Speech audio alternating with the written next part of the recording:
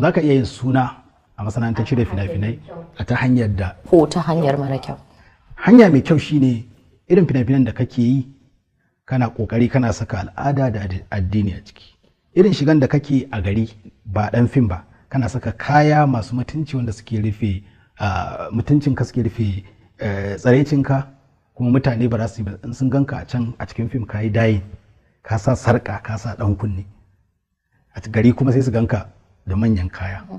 Dama ai a wancan misali acting kake representing character. Yau to ai kin ga acting din ma akwai bad guy akwai good guy. Ake fitowa a matashin malami mai aikata abu mai kyau, maybe a cikin fim din akwai wata wanda ita kuma duniya shine abin da ta saka a gaba, kai kuma kana kokarin ta dawo hanya, ka fito a mutumin kirki.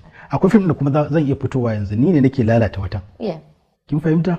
So ba shine daukaka mai kyau ko mara kyau din ba, abin da kake